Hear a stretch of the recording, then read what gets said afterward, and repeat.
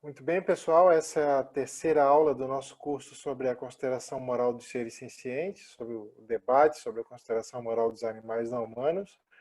E na aula de hoje a gente vai ver três dos principais argumentos a favor da consideração dos seres sencientes, que inclui os animais não humanos, pelo menos a imensa maioria deles. Então, já abri o PowerPoint aqui. Vou começar recapitulando algumas coisas que a gente falou na última aula, né?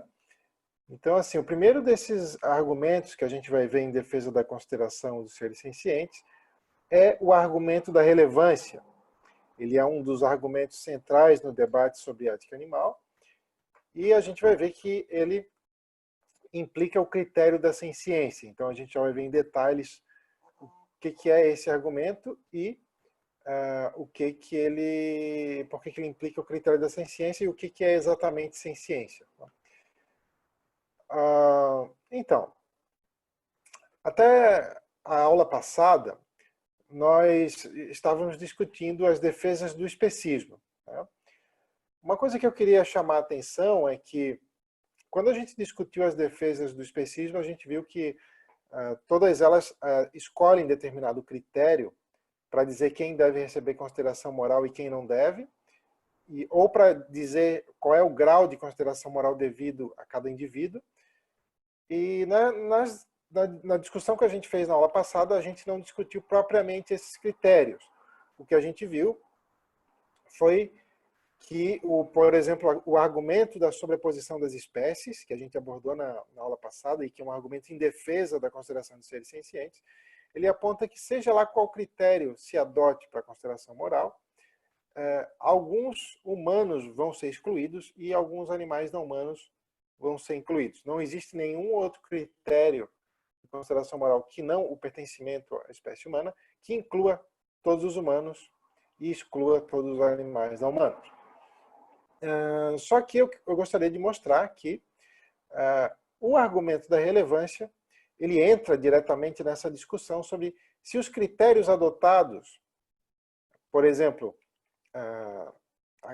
sejam aqueles baseados em critérios metafísicos, por exemplo, possuir uma alma imortal, ter uma relação especial com Deus, ser feito à imagem e semelhança de Deus, ou os critérios que podem ser também verificados empiricamente, por exemplo, os níveis de cognição, se tem ou não a posse plena da razão, se é capaz de um senso de justiça, se possui uma linguagem, se possui cultura, se é capaz de reivindicar direitos e respeitar os direitos dos outros, etc.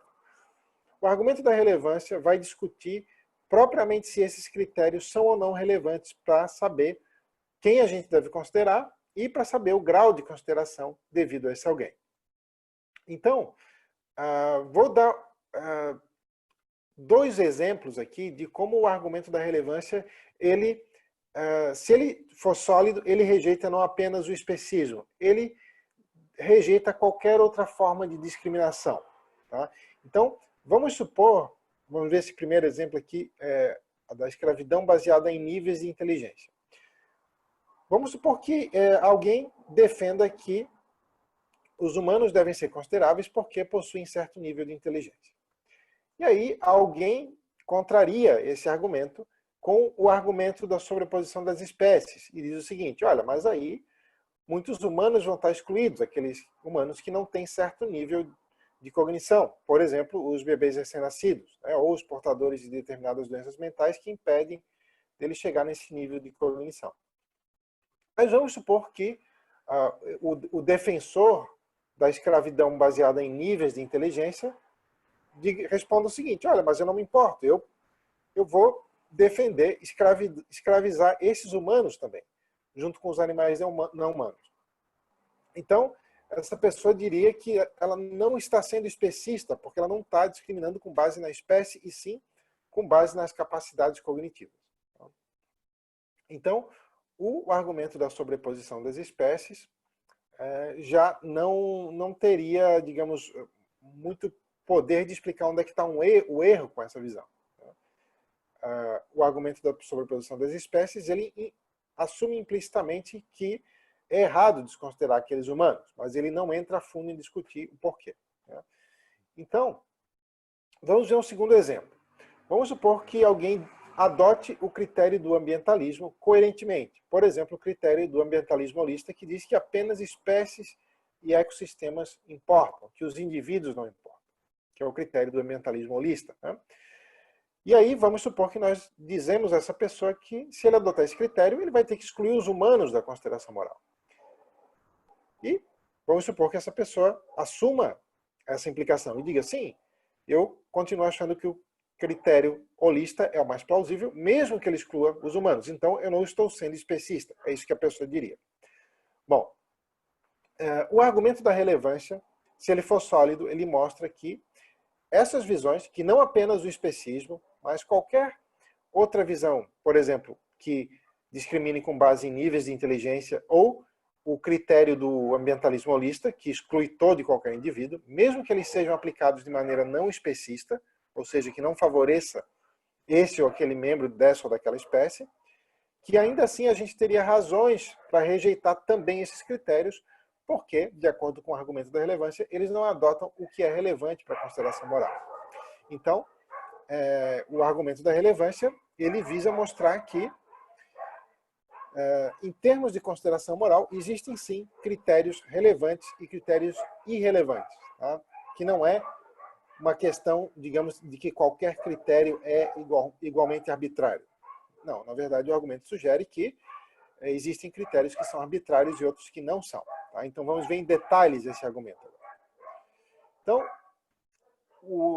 apenas enfatizando, o argumento da relevância, ele mostra então que existe um problema com qualquer critério de consideração moral que não dê consideração moral a todo e qualquer ser senciente, que exclua algum ser senciente da consideração moral.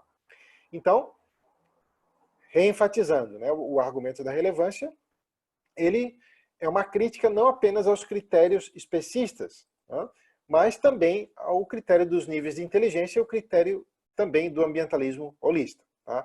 Ou pode incluir aí, por exemplo, uma crítica ao egoísmo, né, porque exclui outros seres sencientes que não o próprio agente da consideração moral. Ok, então é uma crítica a toda e qualquer visão que não inclua todos os seres sencientes na esfera de consideração moral. Quando eu falo seres sencientes, são aqueles seres capazes de ter experiências, né, de que são alguém e não algo. Eles são capazes de ter estados mentais, ter uma consciência. Então, a gente viu que nas defesas do especismo que a gente discutiu na segunda aula, as defesas do especismo adotavam algum desses critérios aqui. Pertencer a determinada espécie, raça ou gênero, aí seriam defesas do racismo ou do sexismo, né? O argumento da relevância vai mostrar onde é que está o erro com adotar esse critério, pertencer a certa espécie, raça ou gênero. Ou em alegações metafísicas, como possuir uma relação especial com Deus, uma alma imortal, dignidade, um status ontológico superior que saberíamos por intuição, etc. O argumento da relevância também vai mostrar por que isso é um problema. Vai mostrar também que é um problema basear a consideração moral na posse de certas capacidades, como posse da razão, liberdade, linguagem, autonomia, senso de justiça, cultura, agência moral, capacidade de realizar contratos, né, prometer não agredir os outros em troca de a gente prometer o mesmo, e na capacidade de reivindicar e respeitar direitos. São todos critérios que são citados como características para excluir os animais não humanos da consideração moral.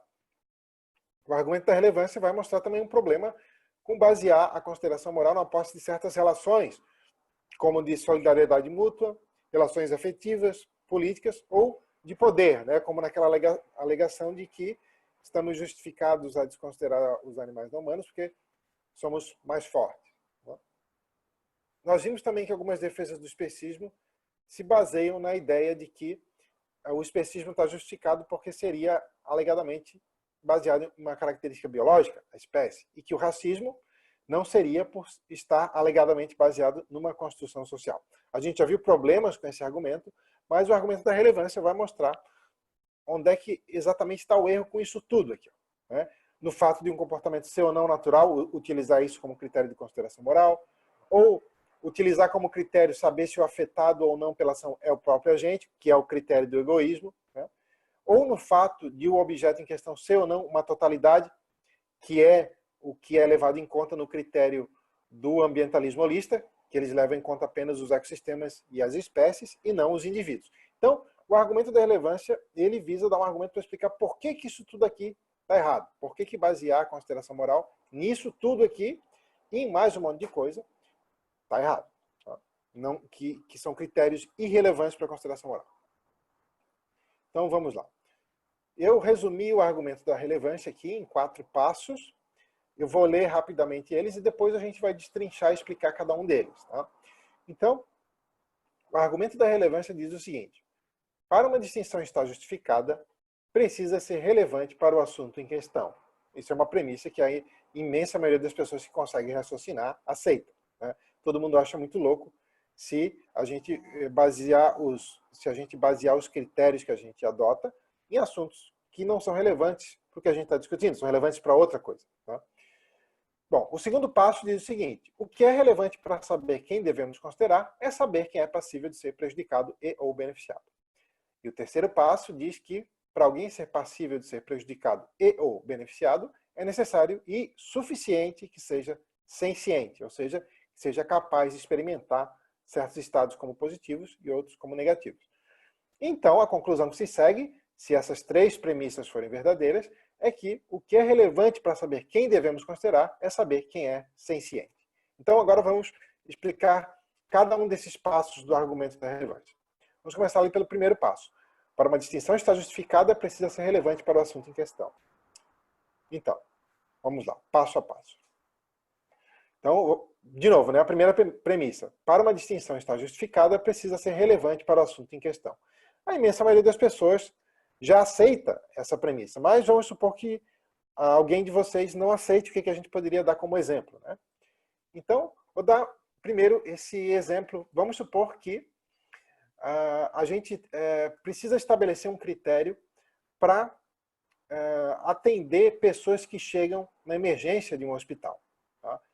E vamos supor que a gente não tem recursos suficientes para atender todos, ou que então temos que fazer algum critério por causa de horário para fechar, etc. E também vamos supor que exista uma equipe de atletismo que está procurando, tem uma vaga para um atleta, e que nós temos também que estabelecer um critério para saber quem poderia entrar como candidato nessa equipe. Então, vamos supor que alguém proponha que, para ser aceito na emergência do hospital, alguém tem que estar gravemente doente.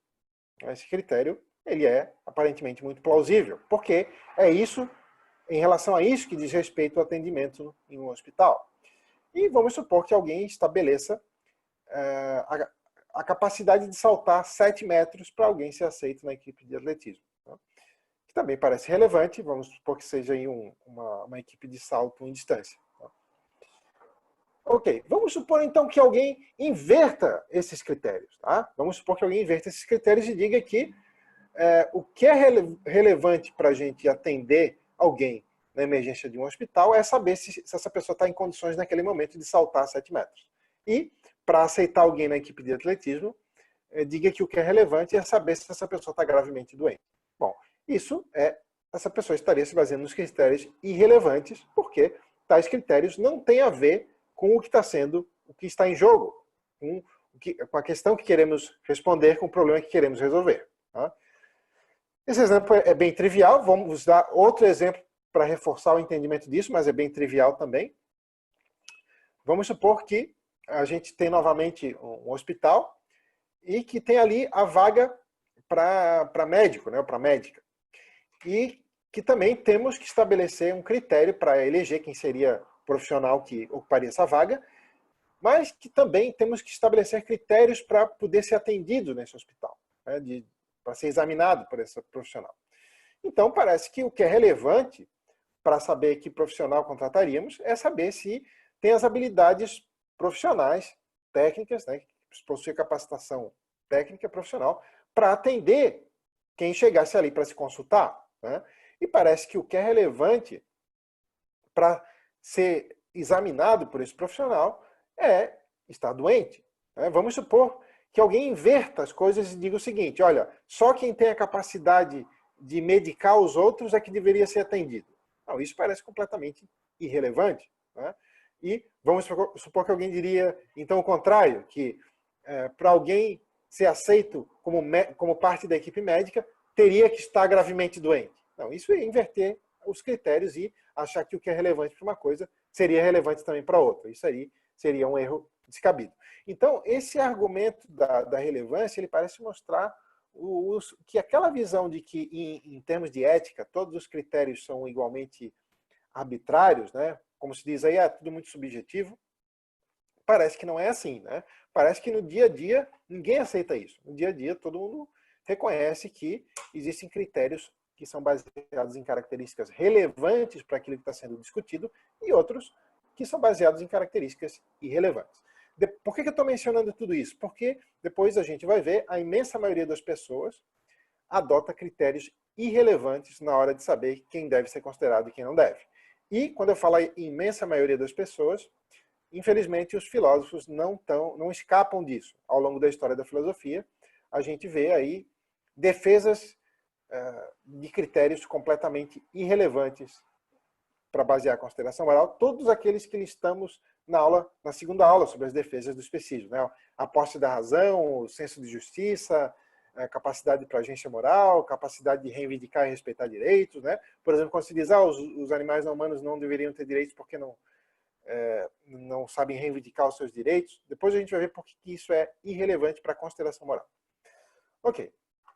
Então, uma vez que nós aceitamos a premissa de que temos que nos basear naquilo que é relevante para o que estamos discutindo, então, já que o nosso assunto aqui é consideração moral, nós temos que perguntar o que é relevante para a consideração moral. E para a gente responder essa questão, é útil a gente fazer outras perguntas. Então, eu vou ler essas perguntas e gostaria que vocês pensassem para si próprios nas respostas que vocês dariam. Por exemplo, por que existe a questão da consideração moral? Por que existe essa questão? Por que faz sentido perguntar sobre qual é o critério adequado de consideração moral? Por que se a gente adota qualquer critério a esmo, aleatoriamente teríamos aí um problema?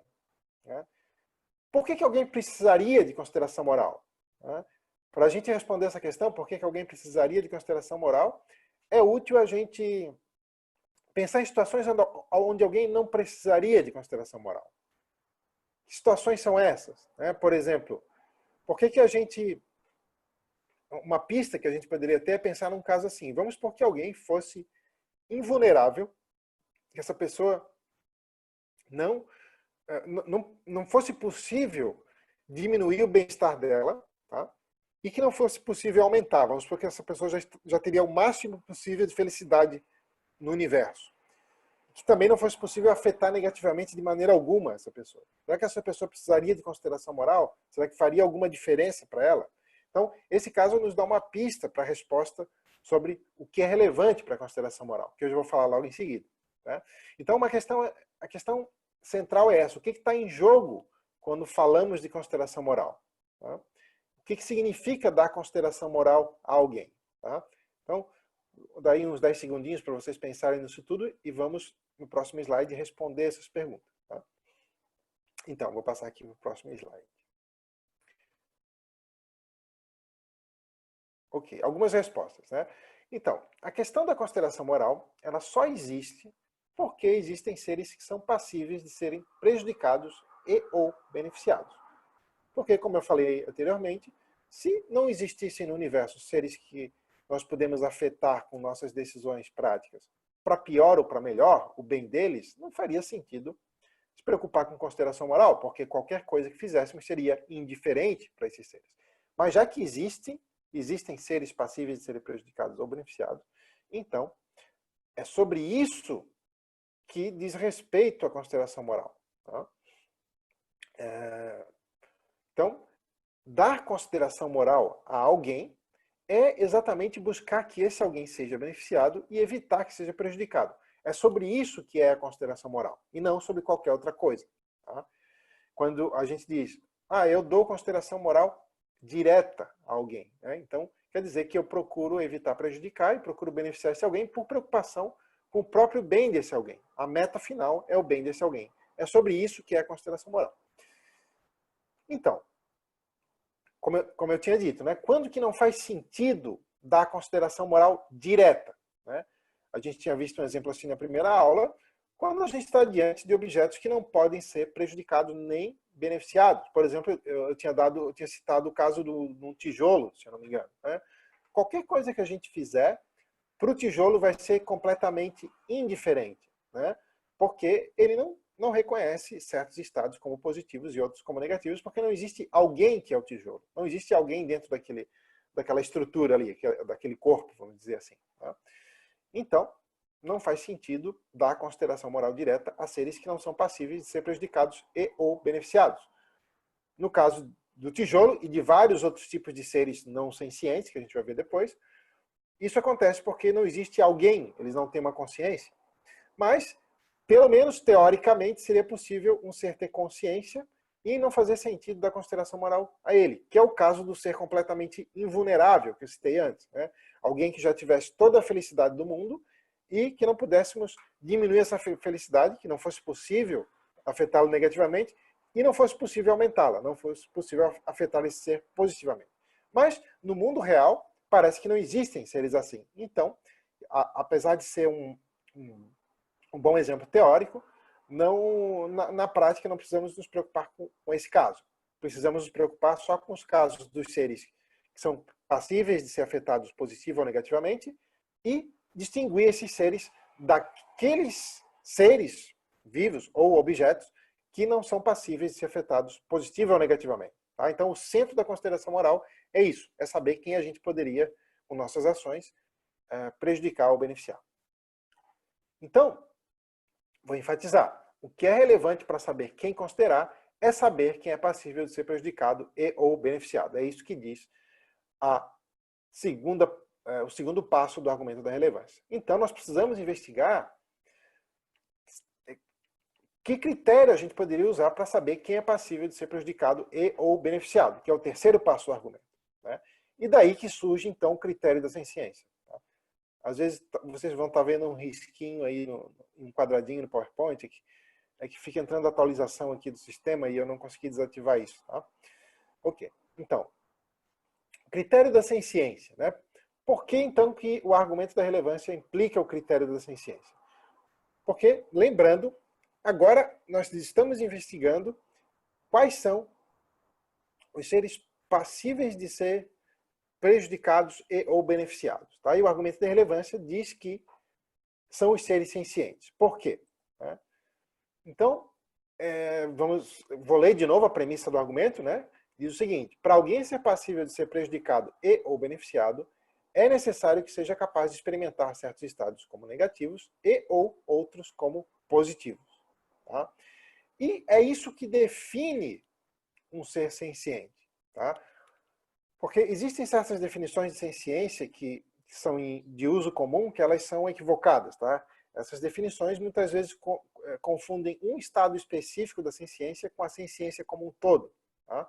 Então, a senciência diz respeito a todo e qualquer evento mental, toda e qualquer experiência, toda e qualquer forma de consciência. É a diferença que a gente tem, por exemplo, entre essa caneta, né? Não existe alguém aqui que é a caneta, não tem alguém aqui dentro, né? E, por exemplo, eu. Existe alguém, uma perspectiva que a gente chama de uma perspectiva de primeira pessoa. Né? Eu sou um ser senciente porque eu tenho uma perspectiva de primeira pessoa. Eu percebo o mundo de dentro desse organismo. E nós não temos nada equivalente nessa caneta, por exemplo. Né? Nem em qualquer outro ser não senciente. Tá? Então, o que acontece, por que o critério da senciência é relevante, ele não é um critério arbitrário, como seria, por exemplo, a capacidade de raciocinar, ou a capacidade de reivindicar direitos, ou de ter um senso de justiça, porque o critério da senciência, a capacidade de senciência, é o que permite alguém ter experiências. E, ainda que existam experiências que elas são neutras em termos de valor, a imensa maioria das experiências elas têm o que a gente chama de valência. Né? O que é a valência? A valência é que a imensa maioria das experiências vem acompanhado de uma avaliação, de uma percepção dessa experiência como positiva ou negativa. Por exemplo, se eu encosto a mão no fogo, eu vou experimentar dor. Dor é um evento mental negativo. Então, a valência dessa experiência é negativa. Agora, por exemplo, se eu vou comer uma comida que eu gosto, eu vou ter uma experiência positiva. Tá? Então, para alguém ser passível de ser prejudicado e ou beneficiado, precisa experimentar certos estados como positivos e outros como negativos. Porque, para alguém ser prejudicado e ou beneficiado, esse alguém precisa não ser indiferente ao que experimenta. Na verdade, em primeiro lugar, precisa existir alguém, que é o que é dado pela ciência. Mas, além disso, precisa reconhecer certos estados como positivos e outros negativos, ou seja, que os eventos mentais tenham valência. Tá? Então, quando se fala em critério da ciência, muita gente pensa assim, se a gente adotar o critério da ciência, tudo que a gente tem que se preocupar é se a gente está de evitar de causar dor. Então, que seria correto prejudicar os animais, por exemplo, matando eles desde que não cause dor. Não, está tudo errado, tudo errado. O critério da ciência diz respeito a todo e qualquer prejuízo e benefício que um indivíduo teria. Tá? Não é só a dor. A dor é apenas um aspecto da ciência. Por exemplo, outro aspecto importante é que quais experiências positivas esse alguém poderia ter, de acordo com a maneira que nós decidimos. Né? Então, se a gente mata alguém, se a gente mata um ser senciente, passou uma moto que fez uma barulhada, eu vou repetir. Se a gente mata um ser senciente, mesmo que não lhe causemos dor, ainda assim a gente priva esse alguém de ter experiências positivas. Tá? E isso é uma coisa certamente levada em conta pelo critério da ciência, porque a maneira mais adequada de explicar por que ele foi prejudicado com a morte é que a morte impediu essas experiências positivas que ele teria. Na quinta aula a gente vai ver isso em muitos detalhes. Tá? Mas então, importante, sem ciência diz respeito a toda e qualquer experiência, não é apenas dor. Então, por favor, não caiam naquele equívoco de achar que o critério da ciência implicaria em considerar apenas a dor dos animais não humanos e que então estaria justificado matá-los. Não é assim. Tá? Não é assim. Ok. Então, voltando aqui, né, na definição de consideração moral, considerar alguém de maneira direta é reconhecer que existem razões diretas para evitar de prejudicar esse alguém e para beneficiar esse alguém. Não é só evitar de prejudicar. Tá? Então, ou seja, é quando nós nos importamos realmente com o bem desse alguém por si, e não porque isso ajudaria a atingir outra meta. Por exemplo, se eu digo assim, eu dou consideração moral direta aos animais não humanos. Estou querendo dizer que o bem deles importa por si, que não importa somente porque isso seria bom para realizar algum interesse humano ou porque seria bom para o meio ambiente considerá-los. Não, importa por si. E o argumento da relevância parece então mostrar que não existe justificativa para deixar de levar em conta o bem deles por si. Né? Porque então estaríamos adotando um critério irrelevante de consideração moral. Porque o que importa para a consideração moral é a capacidade de ser prejudicado e ou beneficiado. Então, se nós não vamos ser arbitrários e tendenciosos quanto ao critério de consideração moral, temos que reconhecer que não temos justificativa para excluir nenhum ser senciente da consideração moral. Então, já que o argumento da relevância ele constrói um caso, ao meu ver, muito bem fundamentado para que consideremos os seres sencientes, é importante que nós percebamos sobre quais instâncias um ser senciente poderia ser prejudicado ou beneficiado. Tá? Então, os seres sencientes são passíveis de ser prejudicados ou beneficiados porque são capazes de experimentar certos estados mentais como positivos e outros como negativos. Tá? Então, a partir disso, existem duas formas básicas de um ser senciente ser prejudicado e duas formas básicas de ser beneficiado. Então, por exemplo, uma forma básica de prejuízo é pela presença de eventos mentais negativos, por exemplo, o sofrimento. Tá? Mas outra forma básica de prejuízo é pela ausência daquilo que é positivo. Vou citar de novo o exemplo que eu dei agora há pouco. Se alguém morre, mesmo que morra sem sofrer, esse alguém é prejudicado porque foi impedido de desfrutar aquilo que de positivo desfrutaria se continuasse vivo. Tá? Então, isso tudo é levado em conta pelo critério da senciência. E existem duas formas básicas de se beneficiar um ser senciente. Um é pela presença do que é positivo, por exemplo, o prazer, a felicidade, né? Quando fazemos que esse ser experimente isso. E outra forma é pela ausência do que é negativo, por exemplo, quando o ser estava lá a sofrer e, devido à ocorrência de alguma coisa, por exemplo, de alguma ação que nós tomamos para ajudá-lo, aquele sofrimento desaparece. Por exemplo, se damos algum analgésico para esse ser. Né? Então, depois, essas formas de prejuízo e benefício dos seres sencientes vão ser importantes para a discussão posterior que a gente vai ter, que eles têm um papel grande na discussão sobre a questão do dano da morte, principalmente isso aqui, o prejuízo pela ausência do que é positivo, mas não só sobre o dano da morte, porque então poderemos reconhecer que se a ausência do que é positivo é um prejuízo, então toda vez que poderíamos melhorar a situação de um ser senciente e não fazemos, então ele é prejudicado ainda que não saiba do prejuízo que está a padecer. Simplesmente porque poderia estar numa situação melhor do que aquela na qual está. Okay? Então, mas isso a gente vai ver lá nas duas últimas aulas.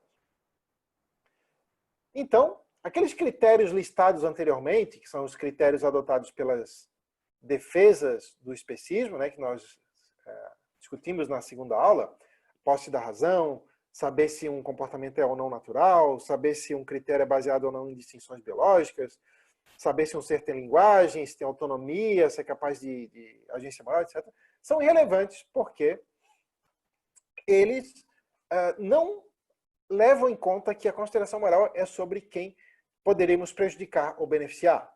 Tá? E isso, nenhuma daquelas características determinam se alguém é passível de ser prejudicado e ou beneficiado.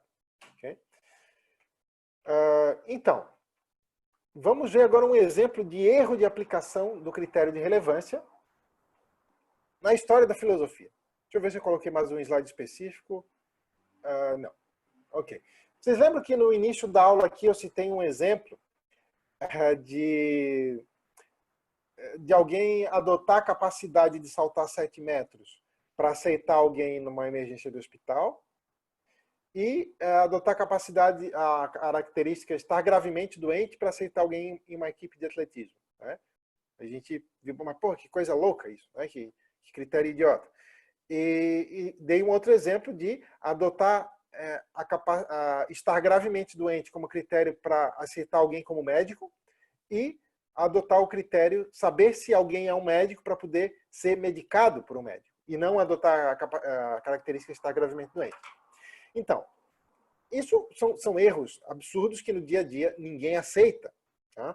Só que ao longo de toda a história da filosofia, quando se discute a consideração moral dos animais não humanos, pelo menos até a década de 1970, os filósofos amplamente defenderam que o que é relevante para ser considerado moralmente é ser capaz de considerar moralmente os outros. E isso é uma confusão igualzinha daquele tipo que a gente mencionou. Por quê? Porque o que é relevante para saber se alguém deve ser considerado, como a gente viu, é saber se esse alguém é passível de ser prejudicado e ou beneficiado. Isso não depende de se esse alguém é capaz de considerar os outros ou não. Vamos dar novamente o exemplo de um bebê humano. Né? É um ser passível de ser prejudicado e ou beneficiado, mas não é um ser capaz de agência moral, ou seja, ele não é capaz de deliberar sobre, por exemplo, que princípios eu deveria adotar para descobrir qual é a ação correta, que critérios de justiça eu deveria adotar, etc. Né? Então, para excluir os animais não humanos da consideração moral, se diz que eles não devem receber consideração moral porque eles não são capazes de agência moral. E isso é confundir o que é relevante para alguém ser considerado, que é a ciência, com o que é relevante para saber se alguém deveria ser responsabilizado. Que aí sim é a capacidade de agência moral, porque não faz sentido a gente responsabilizar alguém que não possui senso de certo e errado. Mas vejam, porque uma coisa é relevante para uma questão não quer dizer que ela seja relevante para outra. Né? E por longos séculos aí, os filósofos e, infelizmente, a imensa maioria das pessoas atualmente confunde a relevância desses dois critérios. Tá? Troca as questões. Então, só para enfatizar, o argumento da relevância, ele explica que a razão para se considerar os humanos, que é o fato de os humanos serem passíveis de ser prejudicados e beneficiados, implica ao mesmo tempo que existem as mesmas razões para se considerar qualquer outro ser senciente. Se a gente reconhece que todos os humanos deveriam ser considerados porque são passíveis de ser prejudicados e ou beneficiados, e essa é a única maneira de incluir os humanos na consideração moral, dando um critério plausível que realmente explique por que eles seriam prejudicados se não fossem incluídos, esse critério implica que todo outro ser senciente de qualquer outra espécie importa diretamente também. Então, só para enfatizar, as visões rejeitadas pelo argumento da relevância são toda e qualquer visão que não dê consideração moral direta, tá, aos seres sencientes. Quando eu falo consideração moral direta, é que reconheça que o bem deles importa por si, e não porque ajudaria a atingir outra coisa. Tá? Então, isso inclui, dentre as visões rejeitadas pelo argumento da relevância, o especismo, mas também o critério dos níveis de inteligência, mesmo que seja aplicado de maneira não especista, e também o critério do ambientalismo holista, que diz que só espécies e ecossistemas importam, e também o critério egoísta, que diz que só apenas o próprio agente importa ou que ele importa mais do que os outros. Tá? E, é claro, exclui também o racismo, o sexismo, ou seja, o argumento da relevância é um argumento muitíssimo abrangente, porque ele consegue explicar o que tem de errado com toda e qualquer forma de discriminação. Tá? E, é muito importante, ele consegue apontar que tem formas de discriminação que não são muito percebidas. Por exemplo, o especismo é uma delas, mas também os critérios adotados por boa parte das visões ambientalistas, porque elas excluem os seres sencientes da consideração moral. Então, temos aí a conclusão do argumento da relevância. Né? Ele diz o seguinte: devemos dar consideração moral direta a todo e qualquer ser senciente, independentemente de espécie, de grau de inteligência, etc. Então, isso implica em ter razões diretas para a gente prevenir ou minimizar o que lhes prejudica e promover o que lhes beneficia. Que é essa que é a definição de consideração moral direta. É isso que realmente quer dizer que a gente se importe de verdade com o bem desse alguém. Bom, agora nós vamos passar a discutir o segundo argumento em defesa da consideração moral dos animais não humanos.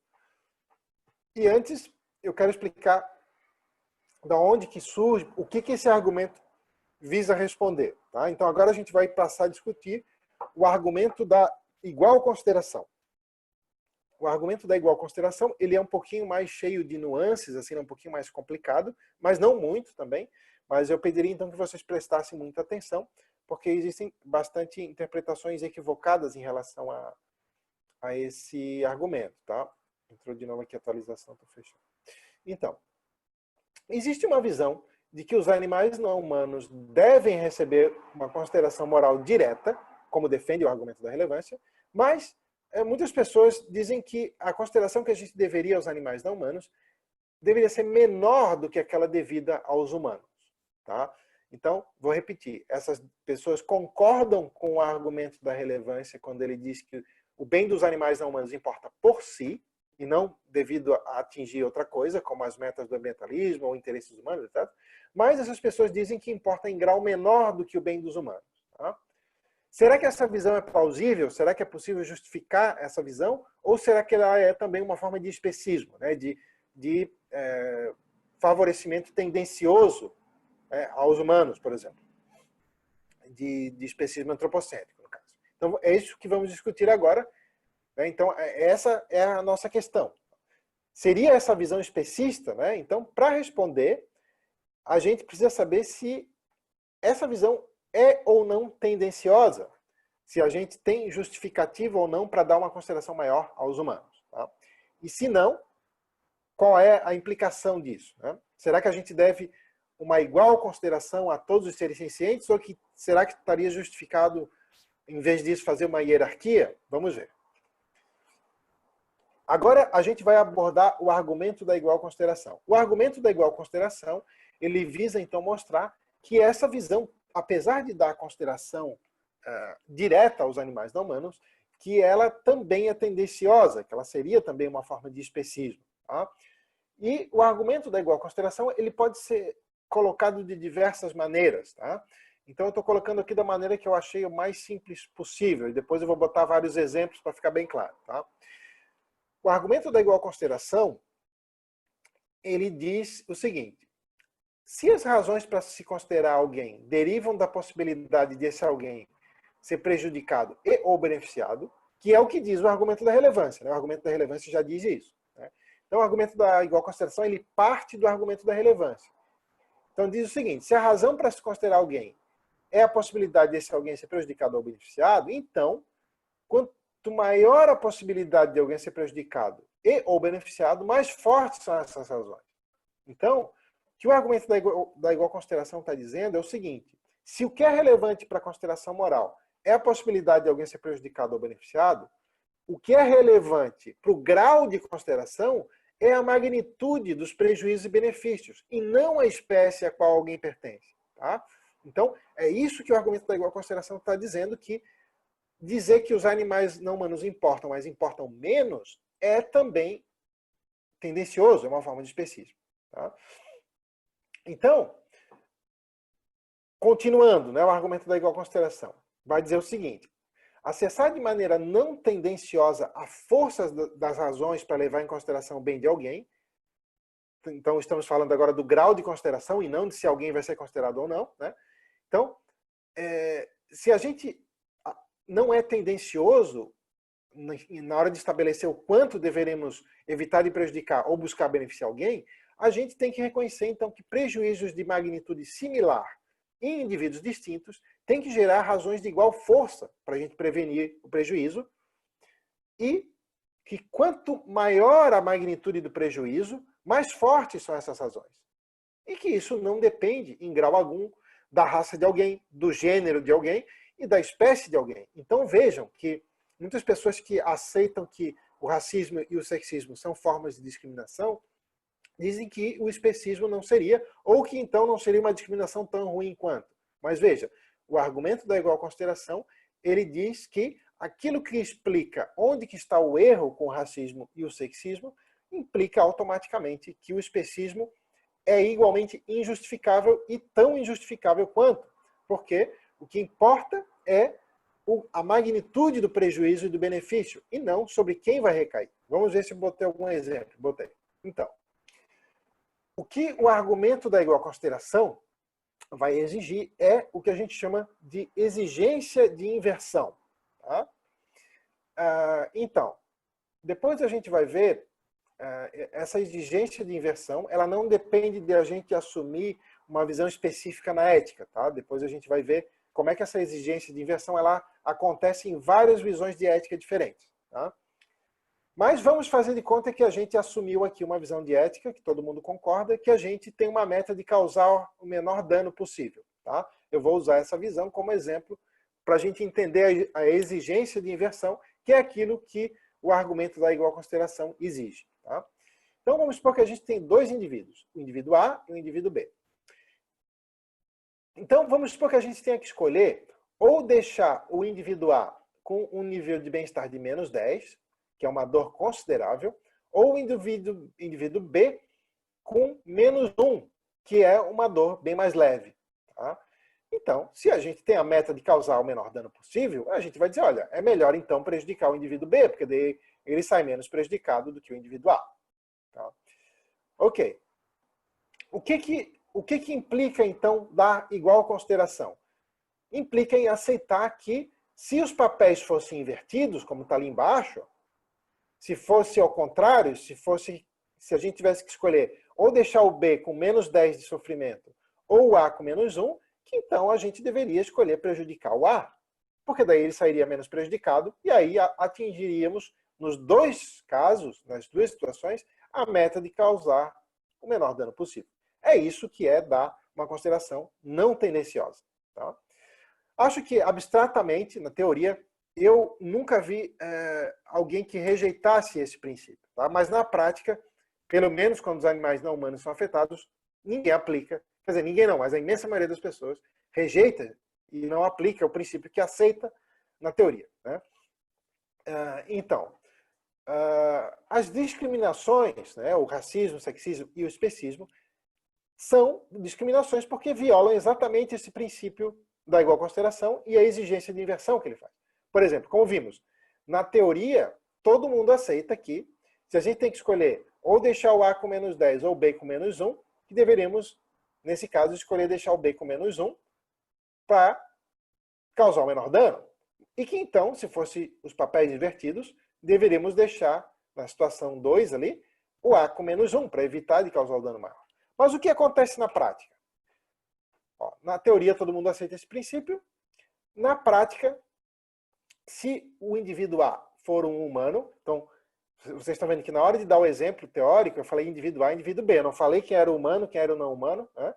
Bom, mas se eu tivesse dito assim, o A é humano e o B é não humano, então, provavelmente, algumas pessoas já dariam uma resposta tendenciosa. Já diriam que na situação A, olha, na situação A a gente tem que causar o dano do indivíduo B, porque daí o indivíduo A sairia mais prejudicado se a gente escolhesse causar o dano nele. Ok. Mas essas pessoas diriam assim, mas se os papéis fossem invertidos, ainda assim a gente deveria escolher causar o dano no B, mesmo que ele saísse mais prejudicado, porque o A é humano. Bom, aí vocês já estão dando um segundo princípio que ele não apenas viola o princípio da igual consideração, como ele impede a aplicação da exigência de inversão e da igual consideração. Né? Então, é um critério tendencioso. Né? Então, tudo que o princípio da igual consideração diz é que a gente não tem justificativa para ser tendencioso na aplicação desse princípio. Tá? E isso explica, então, qual é o erro com o especismo, com o racismo, com o sexismo, com o egoísmo, qualquer outra forma de discriminação. Tá? Então, importante, né? O princípio da igual consideração, ele mostra, então, que a gente tem justificativa, a gente não tem justificativa, não apenas para desconsiderar totalmente o bem de um ser senciente, a gente também não tem justificativa para dar uma consideração menor aos animais não humanos, ou a qualquer outro ser senciente. Tá? Então, isso tem implicações práticas muito, muito relevantes e que quase ninguém aceita na prática, quase ninguém, ou quase ninguém se tocou disso. Né? Uma implicação prática é que toda vez que os animais não humanos correrem risco de ser prejudicados em maior grau, a gente não tem justificativa para privilegiar, evitar o dano em humanos ou para ajudar humanos. Toda vez que os animais não humanos puderem correrem risco de ser prejudicados em maior grau, não tem como justificar, não dá prioridade a evitar esse prejuízo sobre eles. Não porque eles são animais não humanos, e sim porque eles correriam o risco de ser prejudicados em maior grau. Se os papéis fossem invertidos, se fossem os humanos que corressem risco de ser prejudicados em maior grau, em outro caso, aí a prioridade se inverteria. Então, isso é um critério não arbitrário, é um critério relevante para o grau de consideração. A mesma coisa, outra forma de discriminação muito comum é dar uma consideração maior àqueles seres que possuem um grau de cognição, né, um grau de racionalidade maior. Né? Muitas vezes se adota isso em relação para dizer por que os animais não humanos importam menos, e muitas vezes entre animais não humanos, os humanos escolhem dar uma consideração maior àqueles animais que possuem um nível de inteligência maior. Mas, como a gente viu, o argumento da igual consideração diz que o que importa é a magnitude dos danos e dos benefícios. Tá? Então, isso implica que toda vez que um ser com menores capacidades cognitivas, se ele corre risco de ser prejudicado em maior grau, não tem como justificar não dar prioridade a ele. Tá? Claro, se em outra situação for o ser com maiores capacidades cognitivas que corre maior risco de ser prejudicado, então a prioridade se inverteria. Mas vejam que o que importa é a magnitude dos prejuízos e dos benefícios, e não a espécie a qual alguém pertence, suas capacidades cognitivas, etc. Tá? Ok. E isso diz respeito não só a evitar de prejudicar, mas a beneficiar também, a força das razões para se ajudar alguém.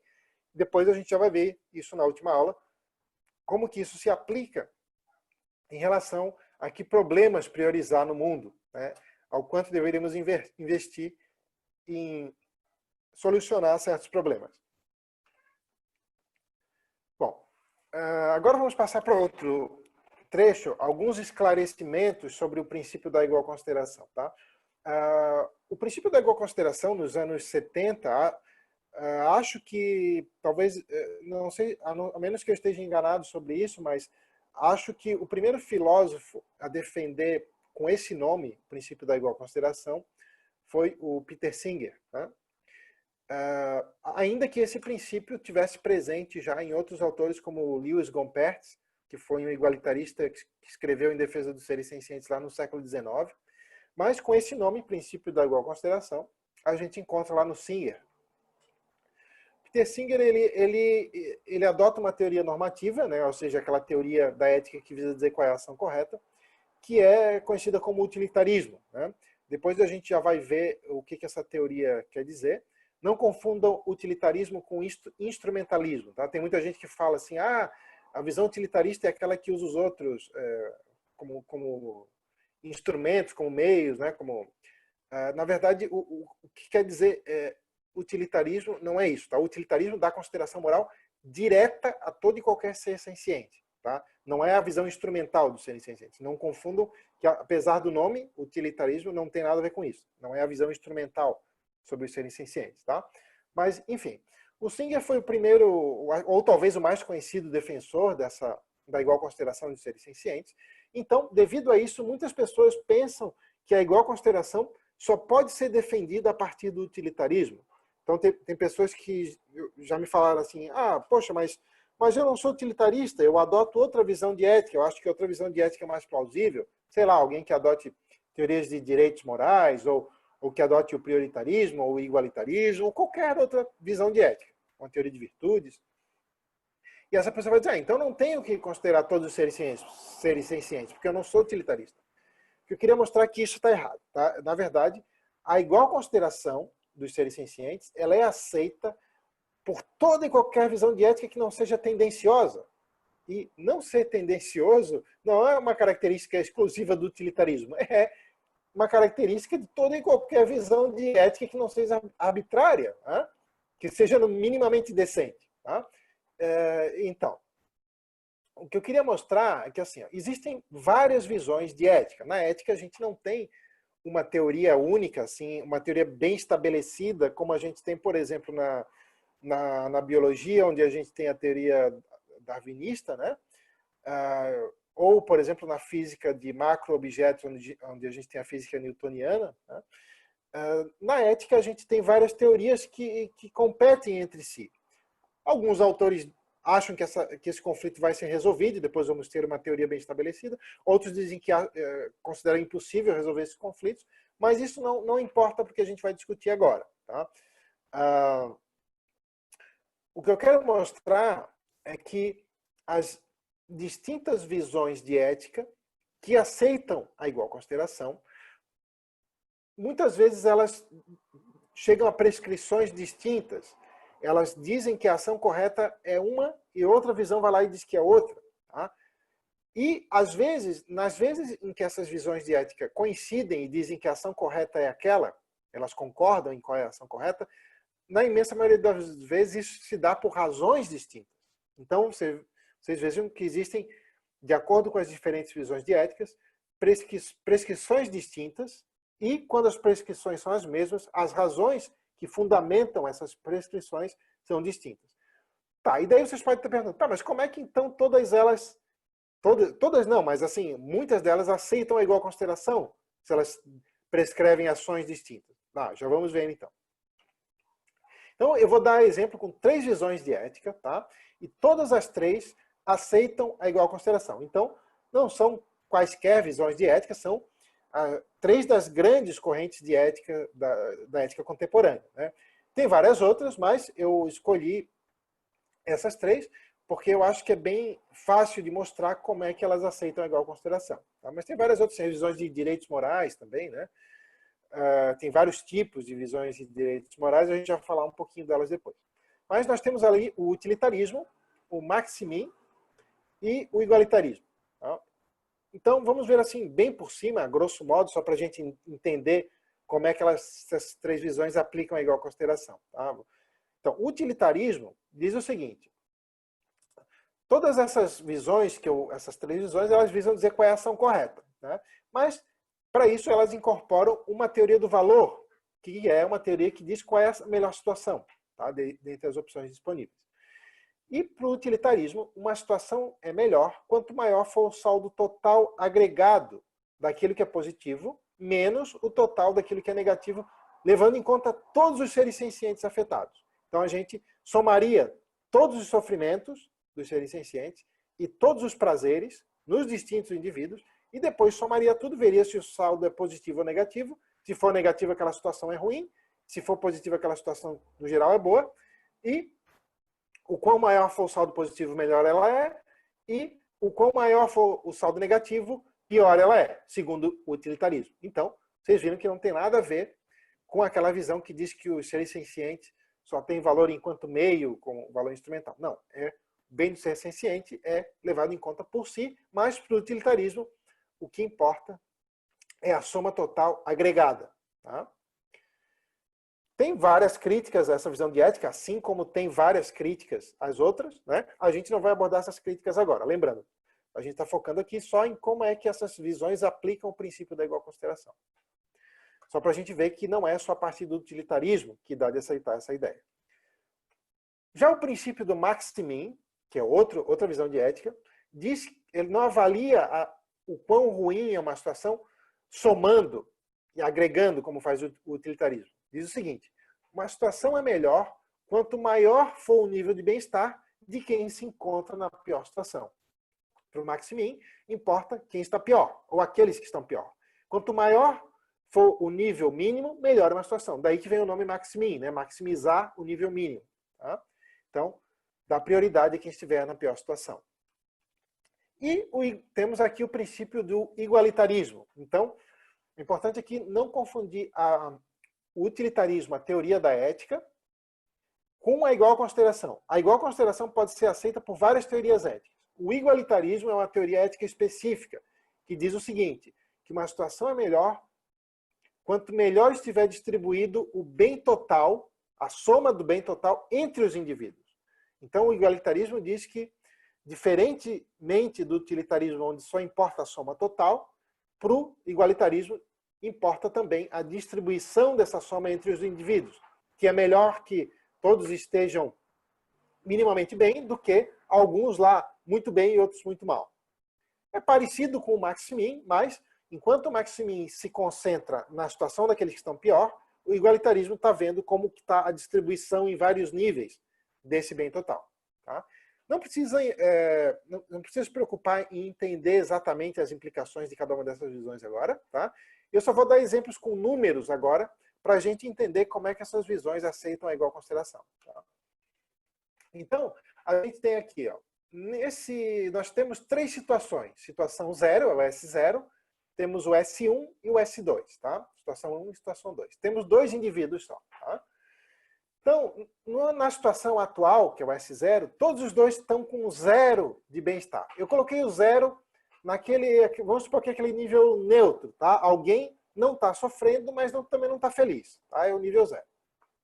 Tá, digamos assim, sereno. Tá? Alguém está sereno. Ok, então, a gente tem agora duas situações. Na situação S1, o indivíduo A está com mais 20 de felicidade e o indivíduo B com mais 10. Tá? Metade da felicidade do A. E na situação S2, o indivíduo A está com uma felicidade de mais 14 e o indivíduo B com uma felicidade de mais 15. Tá? Então, vamos supor que a gente tem que dizer qual dessas duas situações a gente deveria escolher. Vamos supor que a gente tem que escolher necessariamente uma das duas. Tá? Vamos supor que a gente resgatou alguns animais, por exemplo, e temos que escolher modos de alojar eles até que alguém adote eles, por exemplo. Tá? E a gente pode botar o indivíduo A com mais 20 e o B com mais 10, né, de felicidade, ou o indivíduo A com mais 14 e o B com mais 15. Bom, o que o utilitarismo diria para fazer? Diria que nós deveríamos escolher S1, Por quê? Porque a soma total, a soma do bem total agregado é maior, é mais 30. Né? 20 mais 10 dá mais 30. E lá no S2 nós temos 14 mais 15 dá mais 29. Então o utilitarismo diria que S1 é melhor. Tá? No S2, tá? Quem é que preferiria o S2? Bom, o Maximin diria que o S2 é melhor. Diria que deveríamos adotar S2, por quê? Porque o indivíduo que está pior em S2, que é o A com mais 14, ele ainda está melhor do que quem está pior em S1, que é o B com mais 10. Né? Então, já que o Maximin visa maximizar o mínimo, ele vai dizer, não, S2 é melhor. Por quê? Porque o nível mínimo é maior, é mais 14. Tá? E vamos supor agora que nós fôssemos igualitaristas. Igualitarismo também diria para a gente escolher S2, porque vai dizer, em S2, o nível de desigualdade é só um ponto. Né? Um está com 15, o outro está com 14. E no S1, a desigualdade é de 10 pontos. Né? Um está com 20 e o outro está com 10. Tá, aí vocês podem estar perguntando, tá, entendemos como é que cada teoria da ética aplica as suas metas, né? Mas em que sentido se pode dizer que todas essas três visões aceitam a igual consideração? Porque elas aceitam a exigência de inversão. Por quê?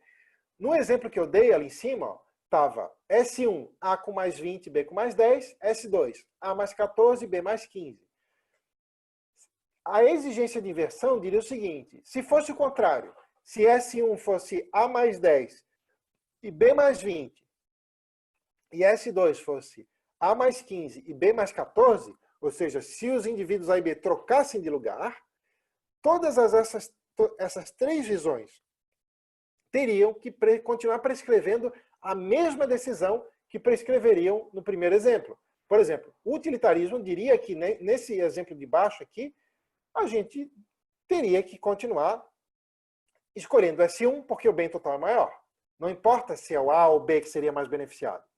E o Maximin e o igualitarismo diriam para a gente continuar escolhendo S2, porque né, aqui o mínimo, o nível mínimo é maior, é mais 14, né, lá também, e aqui a gente tem menos desigualdade.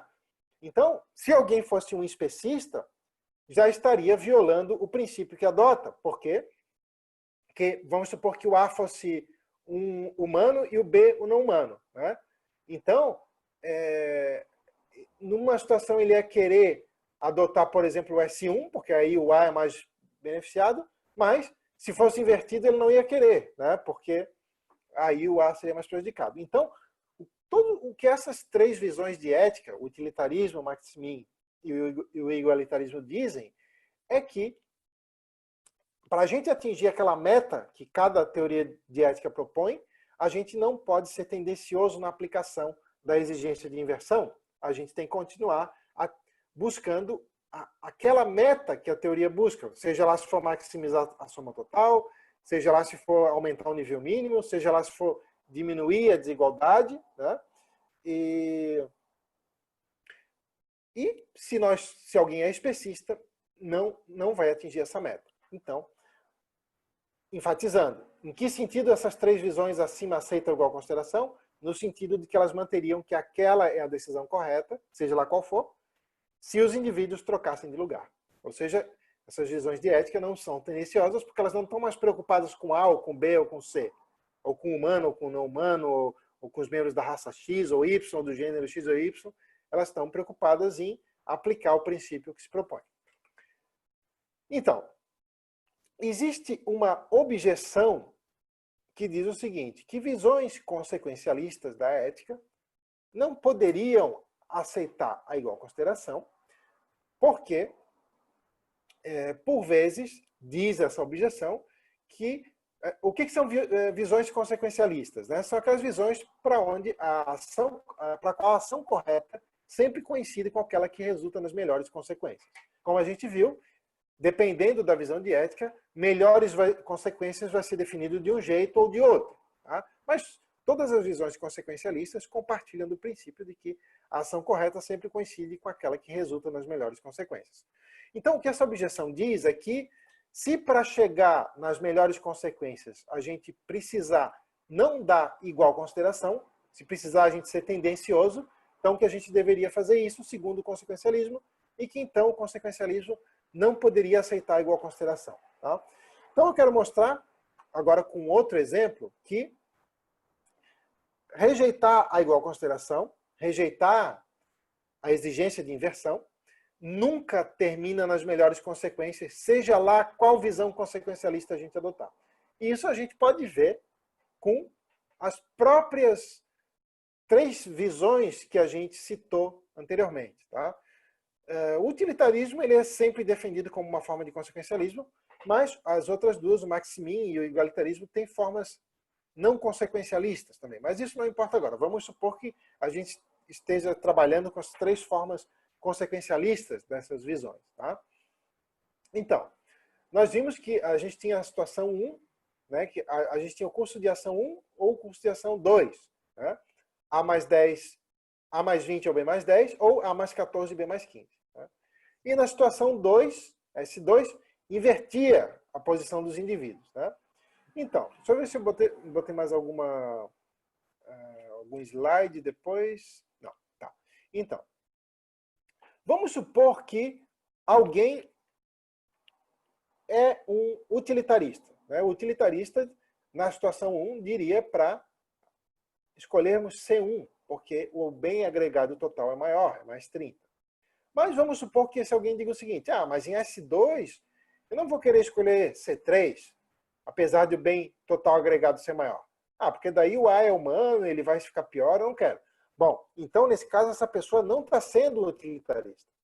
Por quê? Porque não vai escolher, não está escolhendo aquela situação onde o bem agregado total é maior. Então, se ele é especista, se ele não deu igual consideração, se ele foi tendencioso, ele não chegou na situação S2 naquele resultado que seria o melhor de acordo com o utilitarismo. Tá? Agora vamos supor que alguém adota o Maximin, e aí na situação S1 adota o C2, né? Porque diz que o que importa é maximizar o mínimo. Né? E vamos supor que aí esse alguém seja especista, e aí na situação S2 não queira adotar o C4.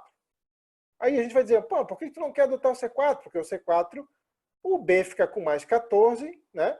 E aí a gente maximiza o mínimo. Daí ele vai dizer, não, mas é que acontece, é que o B é humano, e eu não quero deixar o animal não humano com mais 15, ele com mais 14. Pô, cara, isso aí não é legal, porque o animal não humano vai estar melhor que o humano, pô, isso aí não dá. Então, nesse caso, a pessoa não está adotando o Maximin. Ela está, na verdade, não está atingindo as melhores consequências que seriam as melhores consequências de acordo com o Maximin. Então, ela está, na verdade, adotando o princípio do especismo e não o princípio do Maximin na forma consequencialista. Né? A mesma coisa se alguém for um igualitarista e dizer, na situação S1 eu escolho o C2 porque a desigualdade é só de -1. Mas no C3 eu prefiro aqui na situação S2 eu prefiro o C3, mesmo que a desigualdade seja de mais 10, seja muito maior, só para beneficiar o B ali, porque ele é um humano. Né? Então, nesse caso, não está atingindo as melhores consequências que o igualitarismo prescreveria, de acordo com o igualitarismo. Né? Então, isso mostra que, seja lá qual princípio consequencialista alguém adote, toda vez que alguém é especista, ou racista, ou sexista, ou toda vez que alguém dá uma consideração tendenciosa e favorece tendenciosamente um indivíduo sobre outro, não vai chegar nas melhores consequências que a sua visão normativa busca atingir. Então, as visões consequencialistas da ética jamais poderiam endossar o especismo. Mas não é só as visões consequencialistas da ética. Qualquer visão não tendenciosa, qualquer visão que não seja arbitrária, qualquer visão que não vise sacanear e favorecer injustamente uns indivíduos sobre os outros, vai aceitar igual consideração. Por exemplo, as teorias de direitos morais. Por exemplo, vamos supor que alguém diga que os humanos devem ter direitos morais porque eles possuem, sei lá, são sencientes, ou porque eles são sujeitos de uma vida, ou porque eles possuem determinados estados mentais. Bom, seja lá qual for o critério, se algum animal não humano apresentar esses critérios, se a pessoa não for tendenciosa, vai aceitar que esses animais não humanos deveriam ter direitos também. Tá? Então, o princípio da igual consideração pode ser aceito por qualquer visão que não seja tendenciosa. Então, vamos ver uma outra objeção aqui. Tá?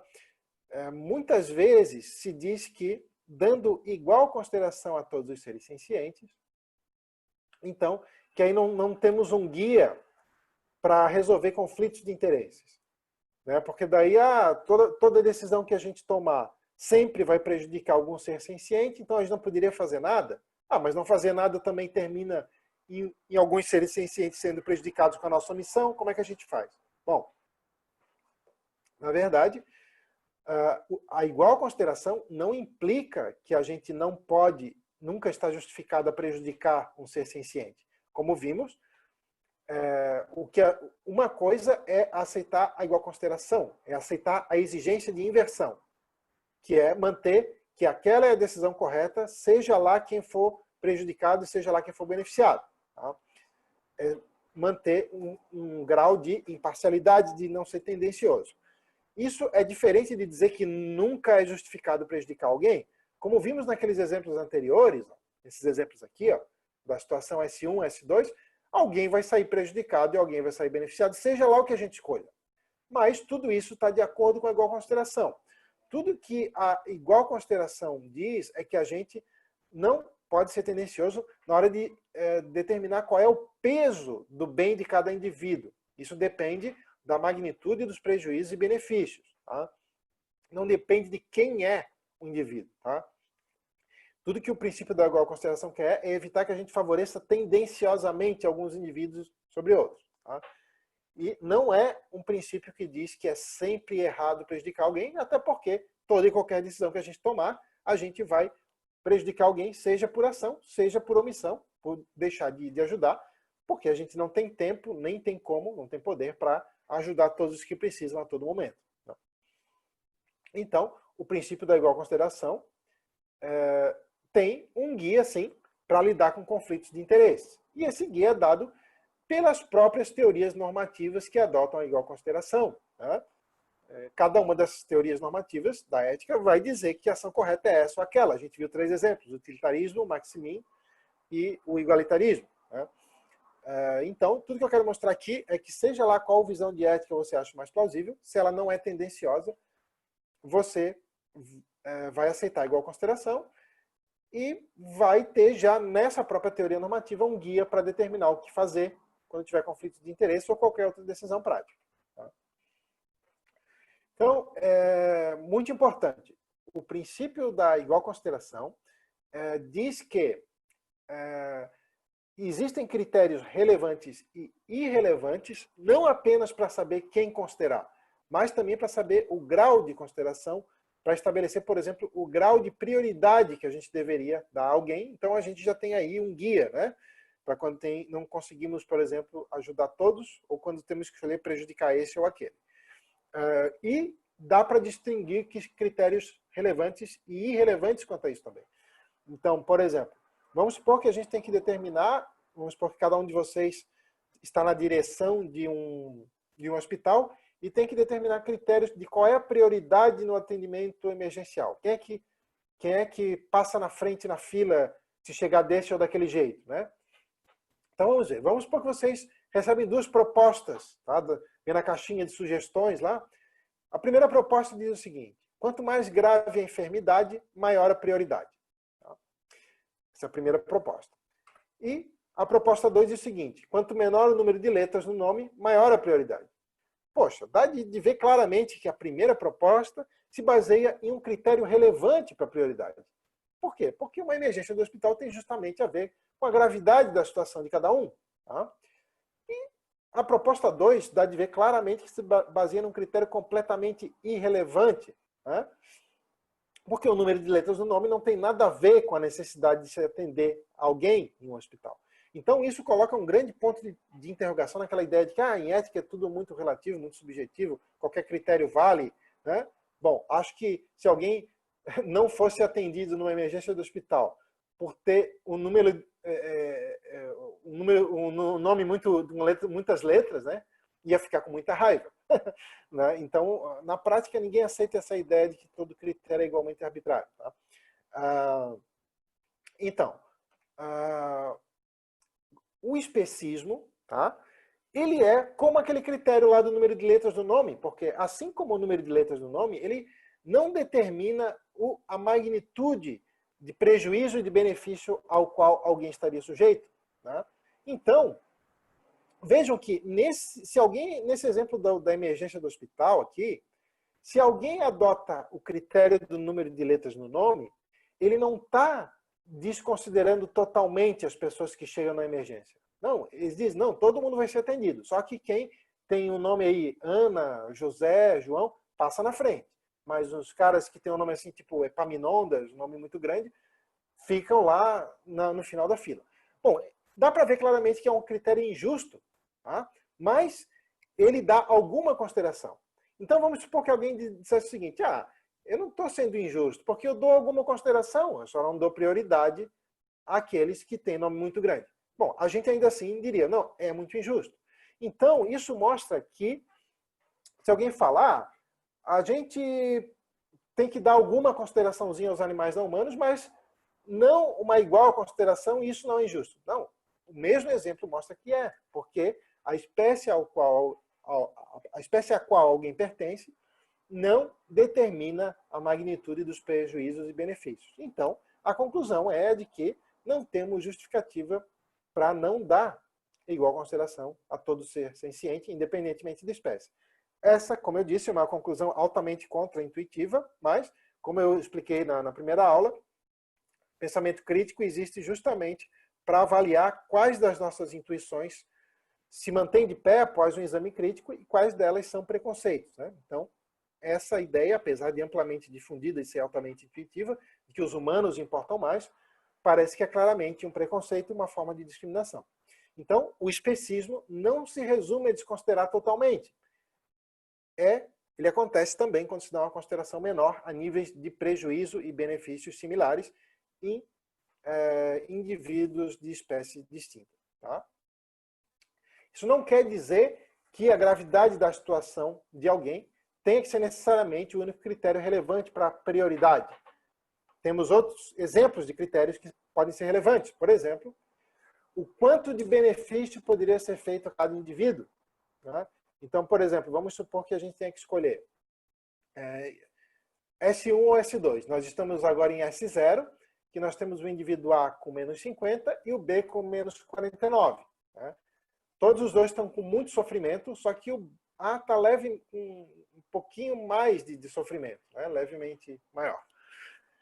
E nós temos que escolher o seguinte, ou nós passamos os dois para menos 49, a gente dá um alívio muito, muito leve ao A, ou a gente deixa o A como está e passa o B para menos 25. Né? Então, poderia ser dito que o quanto de benefício poderia ser feito a cada indivíduo também é importante, né? Porque parece que escolhendo S2 a gente consegue causar um bem maior, porque a gente dá um alívio considerável ao B, né? E escolhendo S1, o alívio que a gente conseguiria dar é muito pequeno, tá? Mesmo que o A esteja pior. Então pode ser outro critério de prioridade relevante, porque ele tem a ver com a magnitude do benefício possível de causar. Também parece ser relevante a quantidade de indivíduos que é possível de ser salva em cada conciliação, né? Porque isso decorre diretamente do princípio da igual consideração, porque se um indivíduo conta por um, ou seja, se o bem de um indivíduo não pode ter o peso de mais de um indivíduo, se um indivíduo não pode contar por 2, por 3, né? Então se um conta por 1, 10 conta por 10, 20 por 20, 100 por 100 e 1 milhão por 1 milhão, por aí vai, né? Então, a quantidade de indivíduos que a gente conseguiria evitar de prejudicar ou beneficiar também parece importante. Tudo isso, né? Tem mais um critério que ele é indireto, né? Por exemplo, poderíamos levar em conta o quanto de prejuízo ou benefício cada indivíduo produziria para outros se fosse salvo. Tá? Isso parece ser relevante também, porque diz respeito também à magnitude dos prejuízos e benefícios, né? Por exemplo, vamos supor que a gente tem que escolher salvar um indivíduo ou outro, e que a gente sabe que salvando o indivíduo A, dali depois ele vai matar vários outros indivíduos. Né? E que o indivíduo B, por exemplo, seria um benfeitor que ia salvar a vida de vários outros. Isso também parece ser importante se levar em conta. Né? Então, isso tudo é muito diferente de outros critérios que não tem nada a ver com a magnitude dos prejuízos e benefícios, que é dar um peso maior ao bem dos humanos, dar um peso maior a membros de certas raças ou de outras espécies e etc. Tá? Então, a conclusão do argumento da igual consideração é que prejuízos e benefícios de magnitude similar em indivíduos distintos, independentemente de espécie, têm que receber o mesmo peso, e que magnitudes de prejuízos e benefícios maiores geram razões mais fortes para ser evitados, no caso dos prejuízos, e para ser buscados, no caso dos benefícios, independentemente de quem sejam os beneficiários, independentemente da espécie, raça, gênero, etc. Tá? Então, novamente, enfatizando, o princípio da igual consideração é aquilo que parece a única maneira de explicar o que é de errado com o racismo e o sexismo, e ele implica automaticamente que o especismo é igualmente injusto. Ele não é só um pouquinho injusto, ele é igualmente injusto. Tá? Alguns lembretes importantes quanto à igual consideração. Tá? Igual consideração de interesses similares, né, por exemplo, níveis de sofrimento similares, não implica tratamento igual. Por exemplo, bom, isso é muito óbvio, mas não custa enfatizar, porque vira e mexe tem alguém que entende errado. Não implica. Igual consideração não é a mesma coisa que tratamento igual. Tá? Então, por exemplo, tem gente que diz, não é absurdo dar consideração igual aos animais não humanos, porque daí teríamos que fazer eles se vestirem igual aos humanos. Não, não tem nada a ver com isso. É assim, ó. Vamos supor que nós temos ali um esquilo, que ele tem um interesse em viver, e nós temos também ali um bacalhau que tem um interesse em viver. Nós temos aí, então, dois interesses que são similares em indivíduos distintos. Mas isso não implica tratar os dois interesses da mesma maneira. Porque se eu botar o esquilo na água, ele morre, né, debaixo da água. E se botar o bacalhau na terra, ele morre. Não. Dar igual consideração a esses dois interesses implica um tratamento diferente. Implica colocar o bacalhau na água e o esquilo na terra. Tá? Bom, é só um lembrete. Tá? Outro lembrete importante. Tem todo um debate sobre se interesses que eles próprios violam a igual consideração devem ser considerados ou não. A imensa maioria das pessoas, quando as vítimas são humanas, acredita que não devem ser considerados. Por exemplo, que a gente não deveria levar em conta, que não importa a tristeza que um racista sentiria por ele não poder privilegiar os membros da raça dele. Então, se é assim, então nós não temos que levar em conta a tristeza que um especista sentiria por não poder privilegiar os humanos, né, e sacanear com os animais não humanos. Tá? Outro lembrete importante. Mais outro. Isso várias pessoas confundem, tá? A igual consideração diz que nós temos que dar o mesmo peso a níveis de prejuízos e benefícios similares em indivíduos distintos, independentemente de sua raça, gênero, espécie, etc. Isso não implica que todos os problemas ou todas as causas sejam igualmente importantes. Por quê? Vamos ver. Porque as diferentes causas lidam com escalas de dano diferentes. Né? Ou seja, as vítimas individualmente têm níveis de sofrimento diferentes. A quantidade de vítimas também é diferente e a possibilidade de ajudar da quantidade de benefício possível de causar é diferente. Né? Então, a igual consideração diz respeito à igual consideração de indivíduos. Tá? E isso não implica que todos os problemas sejam igualmente importantes, e também porque existem causas mais negligenciadas do que as outras. Né? Então, ao contrário do que se poderia pensar, isso nos oferece, a gente vai ver depois na oitava aula em detalhes, razões mais fortes ainda para tentarmos mudar, para beneficiar os animais não humanos, tirar eles da situação da qual eles se encontram, né? Mudar a situação deles. Ok. Então, vamos fazer um resumo até aqui, tá? Que a gente viu hoje nessa terceira aula. O argumento da relevância diz que o que importa para a consideração moral é a capacidade de ser prejudicado e ou beneficiado. Tá? Que a ciência determina quem é capaz de ser prejudicado e ou beneficiado e que, portanto, o critério adequado de consideração moral é a ciência. Já o argumento da igual consideração diz que se alguém deve ser considerado moralmente por estar sujeito a prejuízos e benefícios, então a força das razões para se evitar de prejudicar e para se beneficiar alguém tem que então depender da magnitude dos prejuízos e benefícios em jogo e não de características como a raça, gênero, a espécie, as capacidades, o tamanho, etc.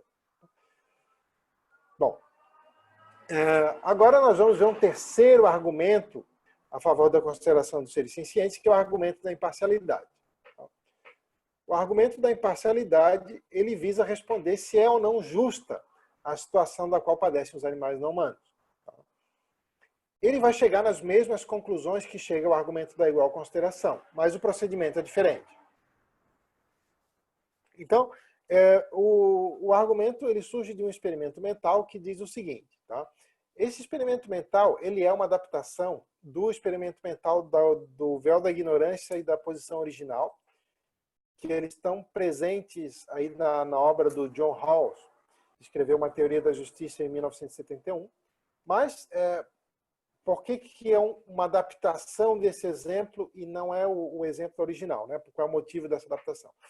Porque no exemplo original, o John Rawls exige que para que alguém seja beneficiário da justiça, ele tenha que ser capaz de ter um senso de justiça para poder decidir nessa posição original, e no véu da ignorância, decidir que princípios de justiça adotar.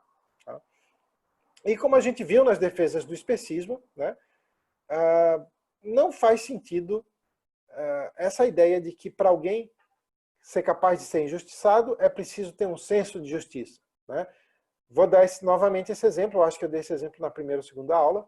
Vamos supor que tenha uma bebê em um berçário que ela recebe menos comida do que os outros bebês por conta de sua cor da pele. Tá? Isso é claramente injusto, mas essa bebê, mesmo que essa bebê não possua aí um senso de justiça. Uma coisa é o que é relevante para saber se esse alguém foi injustiçado. E é o tipo de situação que caracteriza a injustiça, que é exatamente o tratamento, a consideração desigual para interesses similares. Tá? E outra coisa é saber o que é relevante para saber se alguém consegue perceber a injustiça que sofreu. E aí, um senso de justiça é essencial. Então, na posição original, no exemplo original do John Rawls, do véu da ignorância, da posição original, estavam excluídos os animais não humanos. Né? Mas então, alguns autores, como o Mark Rowlands, por exemplo, e o Donald van der Veer, eles defendem que para o exemplo da posição original e do véu da ignorância serem realmente exemplos centrados na imparcialidade, para eles não serem tendenciosos, a gente não pode saber que espécie a gente pertenceria. Estou falando assim sem contar como é o exemplo, né? Mas agora eu vou contar. O exemplo é assim, ó. Vamos supor que, eu já falei disso em outra aula, mas agora eu vou explicar um pouquinho mais detalhes. Vamos supor que a gente não existe ainda, a gente não nasceu ainda, mas de qualquer maneira a gente vai ter que nascer em certa sociedade e a gente vai poder escolher que princípios de justiça vão vigorar nessa sociedade. Tá? Vamos supor que nós sejamos agentes autointeressados, tá? Que o que a gente quer é maximizar o nosso próprio bem-estar. Mas vamos supor também que nós temos que escolher esses princípios sob o véu da ignorância, ou seja, sob o véu que lhe garanta a imparcialidade. Nós não saberemos se nós nasceremos numa família rica ou pobre, se nós nasceremos ou não com alguma deficiência ou com alguma doença, se nós que habilidades nós teremos, que dificuldades nós teremos, e etc. Em que país a gente nasceria. E aqueles autores que eu mencionei defendem que, para o exemplo ser verdadeiramente imparcial, a gente não pode saber a que espécie a gente pertenceria. Por quê? Então a gente tem que decidir que princípios de justiça vão vigorar nessa sociedade. Né? E o exemplo originalmente é feito com o intuito de mostrar que, então, nós não aprovaríamos políticas discriminadoras de raça, por exemplo, né, que favoreceriam tendenciosamente membros de uma raça sobre as outras. Mas parece que nós só aprovamos como justa a situação da qual padecem os animais não humanos, porque nós sabemos que não pertencemos à espécie cujos indivíduos vão ser prejudicados. Porque se nós não soubéssemos a que espécie pertenceríamos, nós não consideraríamos justo o especismo. Nós consideramos, que eu falo que a imensa maioria das pessoas, não necessariamente a gente, né? A imensa maioria das pessoas não considera injusta a situação dos animais não humanos só porque pertence à espécie privilegiada. Porque se estivéssemos no lugar deles, consideraríamos injusto, né? Se alguns alienígenas viessem aqui na Terra e fizessem com a gente o que tipicamente se faz com os animais não humanos, se fizesse 0,5% do que se faz aos animais não humanos, a imensa maioria das pessoas consideraria isso altamente injusto. Então parece que esse julgamento a favor do especismo não pode ser imparcial. Primeiro porque a gente não aprovaria o especismo se a gente não soubesse se a gente pertenceria à espécie favorecida ou não. E se a gente soubesse que a gente pertenceria a uma espécie não favorecida, a gente não aprovaria o especismo. Então, o especismo não passa no teste da imparcialidade, então não pode ser justo. Então, tem duas maneiras de colocar o argumento da imparcialidade de forma mais detalhada. Sempre lembrando que esse argumento mostra não apenas que nós não temos justificativa para excluir da consideração moral os seres sencientes. Mostra que não temos justificativa para dar uma consideração menor. É a mesma conclusão do argumento da igual consideração. Então, a primeira maneira de colocar o argumento da imparcialidade que a gente chama de versão A, diz o seguinte: por uma situação ser justa, temos de considerá-la justa mesmo se nós fôssemos os afetados por tal situação. E se estivéssemos na situação na qual se encontram os animais não humanos, não consideraríamos a mesma justa. Então, não é justa a situação da qual padecem os animais não humanos. Uma versão B, que é um pouquinho mais detalhada, diz o seguinte: devemos aceitar os juízos imparciais e que, se não soubéssemos se seríamos beneficiados ou prejudicados por uma prática e julgássemos claramente que essa prática é injusta, então esse juízo seria imparcial. Terceiro passo é que, se não soubéssemos a que espécie pertenceríamos, não consideraríamos justo o especismo, então o juízo de que o especismo é injusto é imparcial. Então, devemos aceitar o juízo de que o especismo é injusto, porque, diz a premissa B1, devemos aceitar os juízos imparciais. Muito importante não confundir imparcialidade com neutralidade. Tá? Imparcialidade é não ser tendencioso nem a favor nem contra certo indivíduo. Tá? Neutralidade é não fazer nada. E às vezes a neutralidade termina em injustiça. Então, não são a mesma coisa. Tá? Aliás, são coisas completamente diferentes. Tá? Então, a conclusão do argumento da imparcialidade é exatamente a mesma conclusão do argumento da igual consideração, né? Que não temos justificativa para dar um peso menor ao bem dos animais não humanos em nossas deliberações morais. Então, vamos fazer um resumo dos 3 argumentos a favor da consideração dos seres sencientes que vimos na aula de hoje. O argumento da relevância diz que o que importa para a consideração moral é a capacidade de ser prejudicado e ou beneficiado, e que a senciência determina quem é capaz de ser prejudicado e ou beneficiado, e que então o critério adequado de consideração moral é a senciência. O argumento da igual consideração diz que se alguém deve ser considerado moralmente por estar sujeito a prejuízos e benefícios, então a força das razões para evitar de prejudicar ou para beneficiar alguém tem de depender, então, da magnitude dos prejuízos e benefícios em questão e não de características como a espécie, a raça, o gênero, as capacidades, etc. Por fim, o argumento da imparcialidade diz que o especismo é injusto porque viola a imparcialidade, uma vez que não aprovaríamos o especismo se não soubéssemos que pertencemos à espécie privilegiada. Tá? Então, agora, para fechar a aula de hoje, a gente vai dar uma definição muito mais precisa do que é o especismo. Tá? Porque até então a gente está trabalhando com uma definição mais básica, e eu digo uma definição meio tosca, né? Estou falando isso desde a primeira aula, porque a gente vai aprimorar a definição depois. E isso é importante, porque muitas vezes se confunde uma prática específica de especismo com o especismo como um todo. Tá? E aí a gente não percebe várias outras práticas que são especistas também. Só que antes disso, deixa eu dar aqui o código da aula de hoje, para quem precisa para a lista de chamada, né? 413514. Repetindo, 413514. 413514. Ok. Então vamos falar sobre a definição de especismo. Vamos desfazer alguns equívocos comuns. A maioria do material que vocês vão encontrar na internet, a definição de especismo está errada. Isso é ruim, porque às vezes a própria definição de especismo é especista, né? Vamos ver. Ó, primeiro, a definição de especismo mais detalhada e isenta de problemas é essa, tá? É a discriminação contra quem não pertence a determinada ou determinadas espécies, tá? O que é uma discriminação? É um tratamento desfavorável que é injusto. Ou seja, aí vocês podem perguntar, tá, mas o que é um tratamento injusto? É qualquer tratamento que viole lá o princípio da igual consideração, que nós vimos, ou que viole o princípio da imparcialidade, que vimos agora por último, tá? Então, o especismo é um tratamento desfavorável e injusto contra quem não pertence a determinadas espécies, ou a determinada espécie. Então, muito importante, especismo é uma coisa mais ampla do que especismo antropocêntrico. O especismo antropocêntrico é a discriminação contra quem não pertence à espécie humana. Existem outras formas de especismo, como, por exemplo, dentre os animais não humanos, favorecer aqueles que são membros de espécie em extinção, por exemplo. Tá? Também é um tratamento desfavorável e injusto, porque saber a densidade populacional de uma espécie não tem a ver com a magnitude dos prejuízos e benefícios que os seus membros estariam sujeitos. Então, alguns lembretes importantes de definições equivocadas de especismo. Tá? O especismo não é contra as espécies, é contra os indivíduos sencientes. Tá? São os indivíduos sencientes, são os membros das espécies, que são as vítimas do especismo, não são as espécies. Espécies são entidades abstratas. Tá?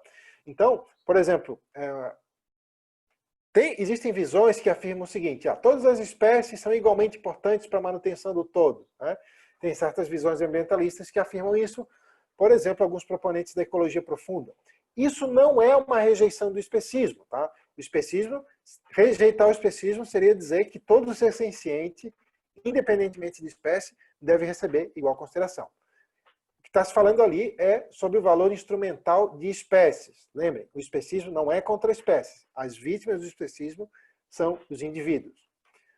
Segundo lembrete importante, o especismo não acontece somente quando alguém é completamente desconsiderado. Como nós vimos quando estudamos o argumento da igual consideração, assim como acontece no racismo e no sexismo, ocorre discriminação quando interesses que são similares, quando níveis de prejuízos e benefícios similares recebem um peso distinto de acordo com o grupo ao qual alguém pertence, por exemplo, a raça, o gênero ou a espécie. Então, é por isso que racismo, sexismo e especismo são análogos, porque todos são igualmente violações do princípio da igual consideração. Tá? Então, assim como ninguém diria que o racismo ocorre somente quando alguém é totalmente desconsiderado. Tá? Ninguém diria assim, por exemplo, o cara não foi racista porque apesar de ele ter favorecido tendenciosamente o membro da raça X, ele ainda considerou um pouquinho o membro da raça Y. Não, esse alguém continua sendo racista e da mesma maneira continua sendo especista se favorece tendenciosamente membros de certa espécie, ainda que considere um pouco membros das outras. Tá? E o especismo não se resume ao especismo antropocêntrico. Né? Por exemplo, como eu citei anteriormente, também incluiria todo e qualquer favorecimento ou desfavorecimento injusto a membros de certas espécies. Por exemplo, dizer que membros de espécie que a população é abundante importam menos do que deverão receber uma consideração menor do que membros de espécies em extinção. Ou, por exemplo, dizer que aqueles animais com os quais nós nutrimos mais empatia e simpatia, ou que algumas pessoas amam, etc., que eles deveriam receber consideração maior. Também é uma forma de especismo, tá? Porque dá uma consideração injusta, desfavorece injustamente membros de certa espécie. Então, botei duas vezes o mesmo. Novamente, eu já vi muitas vezes se definir o especismo com a exploração sobre os animais não humanos. Está completamente errado. A exploração animal é uma das práticas especistas. Mas o especismo não se resume à exploração animal. O especismo ocorre toda vez que se dá uma consideração injusta, se desfavorece injustamente membros de certa espécie, tá? Ou de certas espécies.